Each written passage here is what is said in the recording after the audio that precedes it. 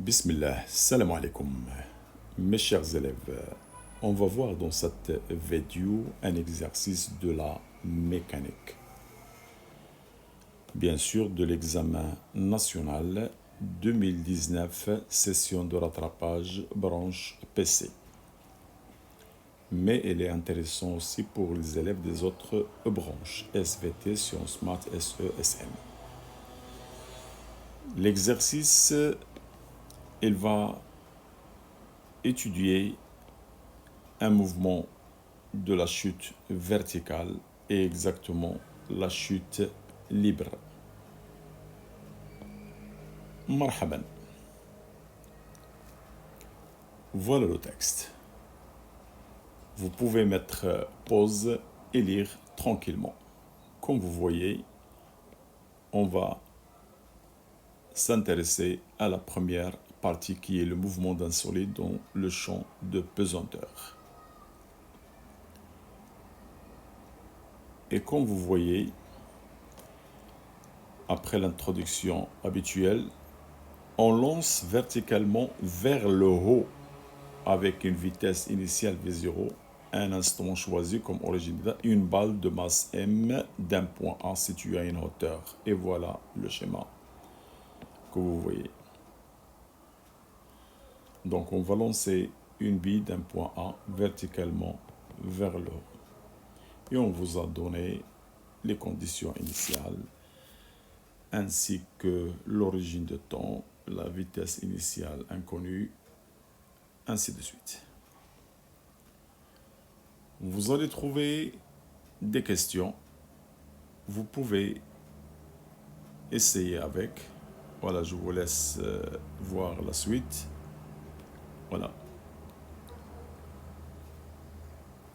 Une fois terminé, vous pouvez passer voir la solution qui est une solution bien détaillée.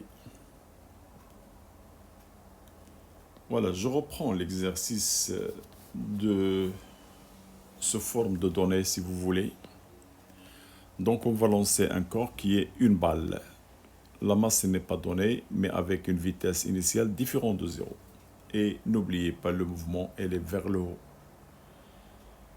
Et le point A de lancement, il se trouve à une hauteur H du sol, qui est égale à 1,2 m. Et n'oubliez pas qu'on vous a dit que on considère les forces de frottement et la poussée d'Archimède sont négligeables. Voilà. La première question, définir la chute libre. Donc vous pouvez dire un corps est en chute libre lorsqu'il est soumis à une seule force qui est quoi? Qui est son poids. Ou bien vous pouvez dire c'est le mouvement d'un corps sous l'action de son poids seul. Voilà, vous pouvez choisir l'une des deux définitions. La deuxième question, on vous a dit, en appliquant la deuxième loi de Newton, établir l'équation différentielle vérifiée par la vitesse Vz du centre de gravité G de la balle. Alors faites attention. À chaque fois qu'on vous demande d'appliquer la loi de Newton et établir une équation différentielle, essayez de chercher les composantes de l'accélération, qui sont bien sûr AX, AY et AZ. Et après avoir déterminé les composantes, on peut facilement déduire l'équation différentielle. Alors je commence par le système étudié, c'est la balle. Voilà, j'essaie de représenter la balle comme vous voyez. Alors elle est soumise à une force P. Voilà, la seule force c'est le poids. Deuxième loi de Newton, la somme des forces extérieures égale la masse AG. Donc il y a une seule force qui est P, et vous connaissez que P c'est mg, et je travaille avec les vecteurs. Égale MAG, je peux simplifier les A, et je trouve AG vecteur égale à G, le vecteur champ pesanteur. Maintenant, je vais déterminer les composantes de AG. Puisque AG c'est G, ça veut dire AX c'est GX, AY GY et AZ c'est GZ. N'oubliez pas de représenter AG pour faciliter la projection. Puisque P égale à MG, M c'est une constante qui est toujours positive, ça veut dire que P et G, ils vont avoir même direction et même sens. Puisque P elle est verticale, G aussi elle est verticale. Voilà. Donc G elle est toujours verticale vers le bas comme le poids. Et bien regardez G par rapport à Z, elle est parallèle, donc sa projection c'est la même, mais de sens opposé à Z, parce que Z elle est orientée vers le haut, alors que G elle est orientée vers le bas. Et bien G, Z c'est AZ, GY c'est AY, AX c'est... Donc puisque G est parallèle à Z, donc c'est G. Puisqu'il a un sens opposé, donc c'est moins G. Alors par rapport aux autres, elle est nulle, parce que Z elle est perpendiculaire aux autres axes, donc G elle est aussi perpendiculaire, donc nulle. Il a une seule composante, AG, AZ, qui est égale à moins G. Voilà. N'oubliez pas que dans le mouvement rectiligne, parce que la chute elle est verticale, donc elle est rectiligne, toujours l'accélération AG, il a une seule composante selon l'axe parallèle ou confondu avec la trajectoire. Donc ici, l'axe choisi, c'est AZ. Donc ça veut dire AG, c'est AZ. Et AZ pour nous, c'est moins G. On va s'intéresser à cette relation par la suite. Donc nous, on vous a demandé d'établir l'équation différentielle. Oh, on sait que AZ, c'est la dérivée de VZ. Et on a trouvé AZ égale moins G. Donc je vais remplacer le AZ par quoi? Par dVZ sur dt. Et je laisse égal moins G comme vous voyez. Et c'est ça l'équation différentielle demandée. Deux variables comme vous voyez VZ. Alors si par hasard on vous a demandé l'équation différentielle de variable Z, n'oubliez pas que AZ, c'est la dérivée 2 fois de Z par rapport au temps. Donc, je vais remplacer AZ. Ici, au lieu par dVZ sur dt, je peux mettre dérivée carrée de Z. Voilà. On peut vous poser cette question. Alors, troisième question. Montrez que l'équation horaire du mouvement de G s'écrit sous cette forme.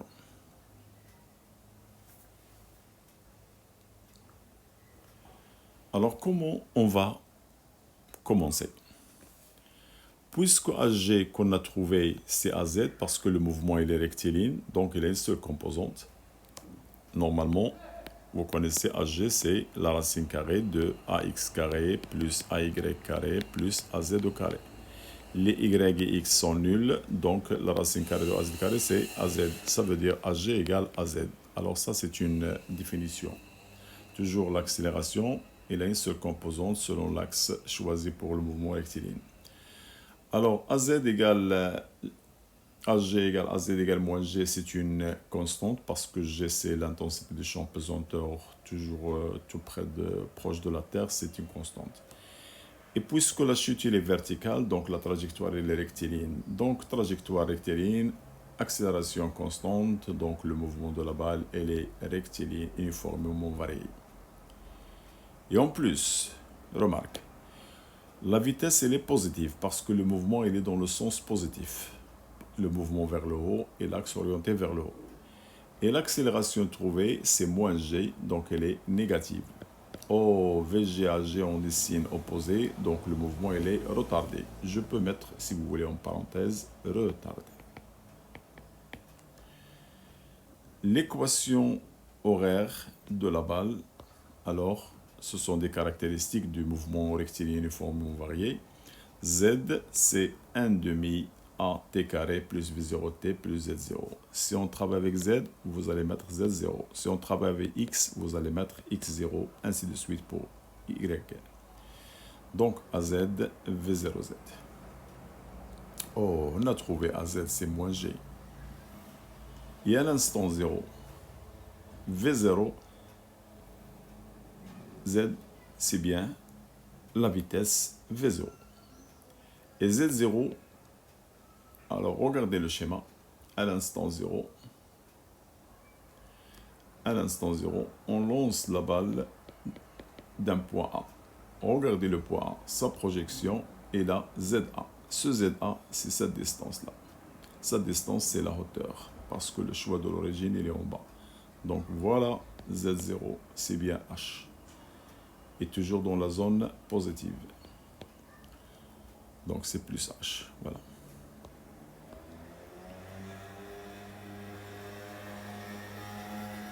Alors voilà, V0 c'est la vitesse initiale et Z0 c'est H. Je vais remplacer le V0 là et le Z0 ici et le AZ là. Je trouve cette équation. Voilà ce qu'on vous a demandé de montrer. La courbe de la figure numéro 2 que vous voyez, là la figure numéro 2, elle représente les variations de la vitesse Vz en fonction du temps. N'oubliez pas que dans le mouvement rectiligne, Vz c'est Vg et V0z c'est V0. Toujours la vitesse, il a une seule composante selon l'axe choisi pour l'étude du mouvement, qui est toujours parallèle ou confondu avec la trajectoire. Alors je vais vous donner deux méthodes. Voilà la première méthode. La courbe est une droite que vous voyez, mais qui ne passe pas par l'origine, parce qu'à l'instant 0, elle passe d'un point vers le haut, qui ne passe pas par l'origine 0, 0. Donc son équation, mathématiquement parlant, c'est une fonction affine, donc il a une équation de la forme y égale ax plus b. En général, y c'est l'ordonnée et x c'est l'abscisse. Mais pour nous, y c'est quoi? C'est vz, donc je vais remplacer y par vz. Et c'est quoi x pour nous? C'est le temps. Je vais remplacer x par le temps. Donc voilà notre équation. Qu'est-ce que ça représente A? C'est le coefficient directeur de la droite. Alors c'est la variation de l'ordonnée qui est vz sur la variation de temps. Je vais choisir deux points pour faire les projections. Alors par exemple, je choisis ce point-là et ce point-là. Regardez, 0,8 comme abscisse, il a pour vitesse 2. Alors que le 0,4 comme abscisse, il a pour ordonnée 6. Donc voilà la variation du haut sur la variation du bas. Mais faites attention, la courbe est une fonction décroissante. Donc le coefficient directeur il doit être négatif. Pour ne pas se tromper, je commence par le bas. Je prends toujours le temps le plus grand moins le temps le plus petit. 0,8 moins 0,4. Voilà, 0,8 moins 0,4. Oh, l'ordonnée de 0,8, c'est 2. Donc je vais mettre au-dessus de 0,8 l'ordonnée 2. Mais pour le 4, le 0,4, l'ordonnée c'est 6. Alors au-dessus de 0,4, l'ordonnée c'est 6. Et comme ça, j'aurai une valeur négative. Parce que la fonction elle est décroissante. Alors comment on détermine B? Alors à partir de l'équation, pour déterminer le B, je prends le temps égal 0. Pour éliminer ça, il me reste Vz égale Vb. Alors AT égale 0, Vz elle est là. Donc voilà, B, c'est la valeur de Vz à l'instant 0. Eh bien c'est la valeur 10 d'après l'énoncé. Alors j'ai 2, 4, 6, 8 et là j'ai un 10. Voilà. Je peux effacer pour vous montrer. Voilà. Donc ici, on va avoir un 10. Voilà. Et comme ça, je peux remplacer dans l'équation. Alors Vz change de couleur. Voilà. Vz, au lieu de A, je vais mettre moins 10. Et au lieu de B, je vais mettre un 10. Et voilà l'équation de la vitesse. Je peux utiliser une deuxième méthode. Et, comme vous voyez, puisque le mouvement, on a montré que rectiligne est formellement varié, je peux écrire directement l'équation de la vitesse. Vz égale AZT plus V0. Bien.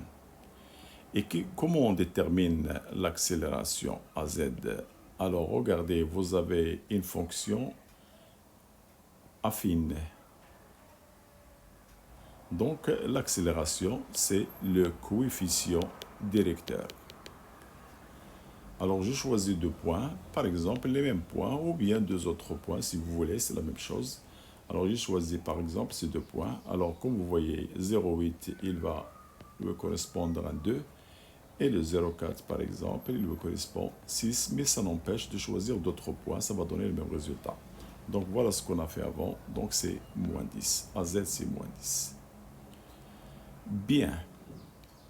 Regardez les unités, mètres par seconde en haut et en bas, seconde. Donc, mètres par seconde divisé par seconde, ça va être mètres par seconde carré. Et bien, à z, c'est moins g. À t égale 0. Alors, regardez, à l'instant 0, la vitesse, eh bien, cette valeur-là. C'est ce qu'on appelle V0. Alors, égal à 10. Comme ça, je peux remplacer le AZ ici et le V0 là. J'aurai la même équation précédente. Cinquième question. Le centre d'inertie G, bien sûr de la balle, passe au cours de la montée, c'est-à-dire au cours de son mouvement vers le haut. Parce qu'une fois il s'arrête, il va retourner, il va descendre vers le bas. Alors, au cours de la montée par le point B, passe au cours de la montée par un point B situé à une hauteur D du sol. Il passe en ce point avec une vitesse VB égale 3 mètres par seconde. Voir la figure numéro 1. Montrer que la distance D égale 5,75. Alors regardez le sol. Voilà le sol. Le point B, il se trouve à une distance D. Regardez D, d'ici à là. Alors, on vous a dit, au point B, alors regardez la projection, et faites attention, ça c'est du maths. La projection de B sur l'axe Z, il va me donner ZB. Oh, ZB, c'est cette distance à partir de l'origine. Voilà. Cette distance, elle est bien la distance D qu'on vous a donnée. Et on ne connaît pas. On va montrer cette distance. Alors, au point B, il va passer un instant que je vais appeler TB. Je ne connais pas. Avec une vitesse VB. Et VB, elle est donnée 3 mètres par seconde.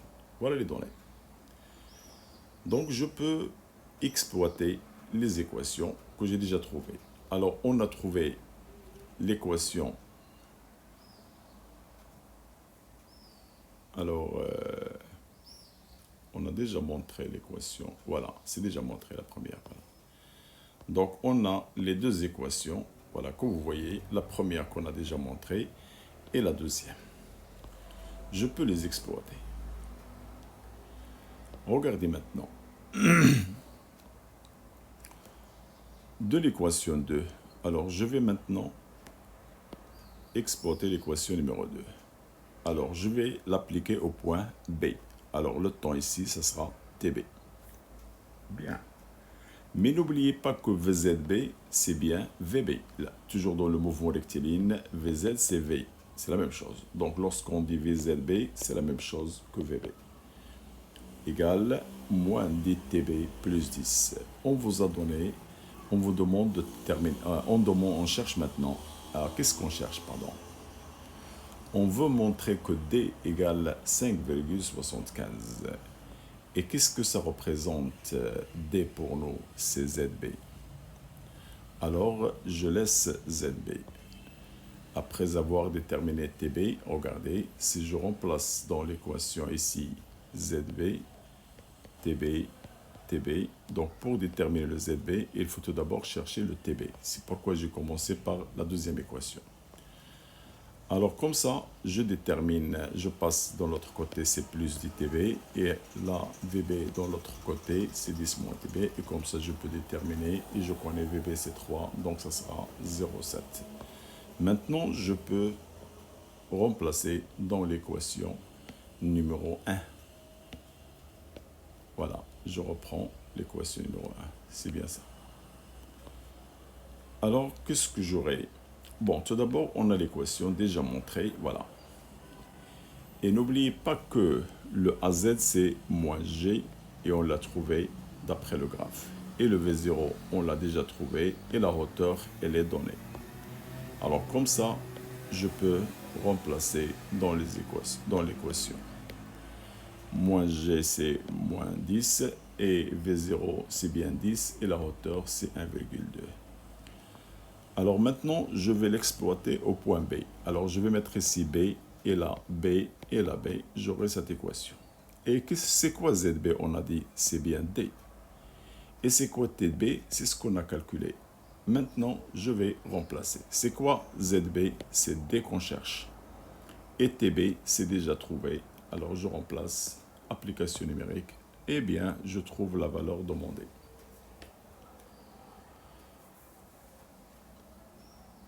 La dernière question. On lance de nouveau un instant choisi comme nouvelle origine des dates t égale 0, verticalement vers le haut, la balle du même point A, avec une vitesse initiale. Ah, j'ai changé maintenant la valeur de la vitesse initiale. Dans l'étude précédente, on a trouvé V0 égale 10. Alors maintenant, on va lancer avec une vitesse un peu moins. Alors c'est 8 mètres par seconde.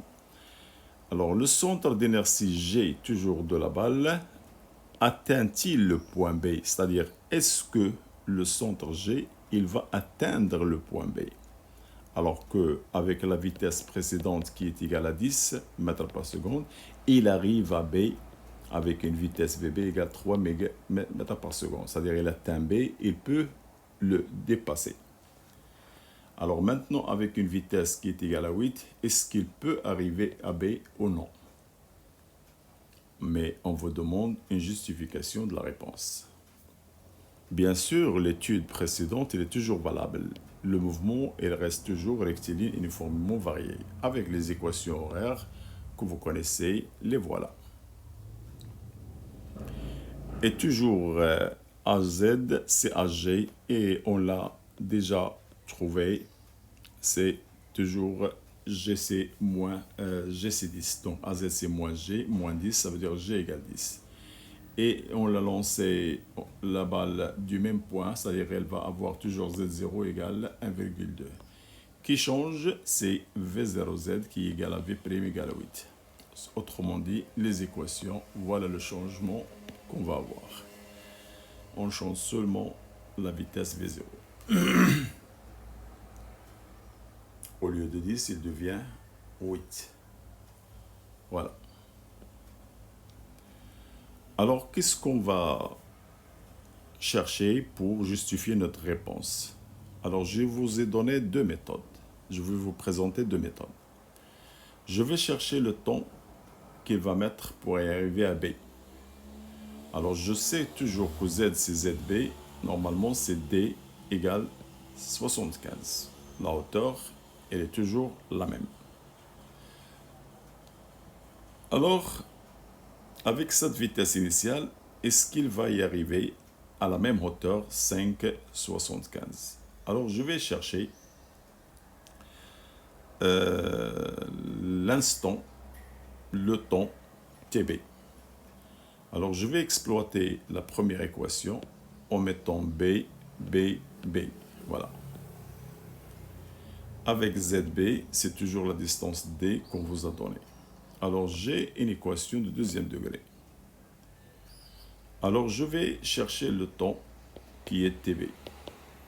Alors, on va appliquer, c'est une équation de deuxième degré. Il va y avoir deux solutions. Alors, je vais chercher delta. Delta, c'est B carré qui est 64. Moins 4, A, c'est moins 5. Et C, c'est moins 4,50. Alors, on va trouver une valeur négative. Oh, un valeur négative. Donc, l'équation n'a pas de solution. Veut dire que le centre d'inertie G de la balle, il ne va pas atteindre le point B. Ça, c'est une première méthode. Alors, je vous présente la deuxième qui est la meilleure. Alors, on va supposer maintenant que la balle son centre de gravité, il va y arriver à B, mais avec une vitesse nulle. Ça veut dire que c'est le sommet qu'il va atteindre.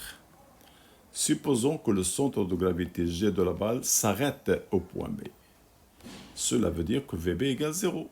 Alors, de la première équation horaire, mais avec la vitesse donnée 8, alors je peux remplacer VB égale 0. Voilà. Et comme ça, je trouve TB égale 0,8. Je vais remplacer dans l'équation numéro 1 de Z. Avec TB déjà trouvé. Voilà. Si on remplace, on va trouver ZB égale 4,4. Oh, ZB, normalement, il est égal à D. Alors, moi, j'ai trouvé une altitude inférieure à D qu'on vous a donné, qui est 5,75, je crois, mètres. Puisque la distance trouvée, l'altitude trouvée, elle est inférieure à D, ça veut dire qu'il ne va jamais atteindre le point B. Et comme ça, je peux dire que le centre de gravité G de la balle n'atteint pas le point B. On est arrivé à la fin de la solution. Mes chers élèves, pour nous encourager, n'oubliez pas de faire j'aime et un commentaire. Merci. Au revoir.